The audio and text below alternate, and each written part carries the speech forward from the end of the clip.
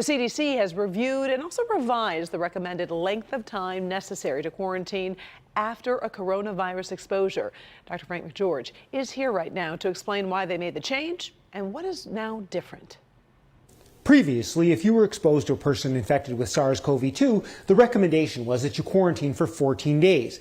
Now, that's based on good evidence that most people will have developed symptoms by day 14, and even if they don't have symptoms, the risk of being infectious past day 14, well, that's also low. The problem is, asking people to stay home for 14 days with a potential loss of income and all of the inconveniences that quarantine brings, well, that creates a strong disincentive to report an exposure and abide by the recommendation. The alternative that the CDC is offering will hopefully maximize adherence and still reasonably minimize risk. The change the CDC announced is that after an exposure, the recommended quarantine period would shorten to 10 days without testing and be reduced further to 7 days if someone has a negative test.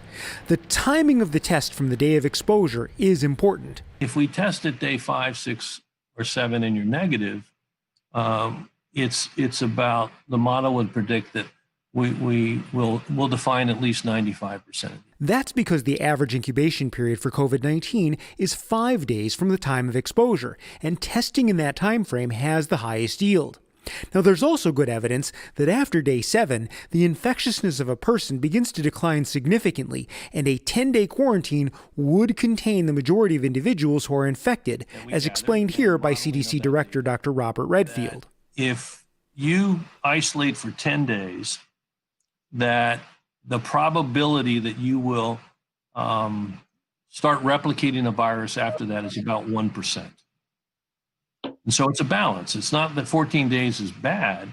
It's just that how does society want to balance it? And balance is the important point. These strategies will miss some people. And here's the bottom line. The CDC is not saying that 14 days is wrong. They are still recommending it whenever possible. But now there are at least more options. Back to you.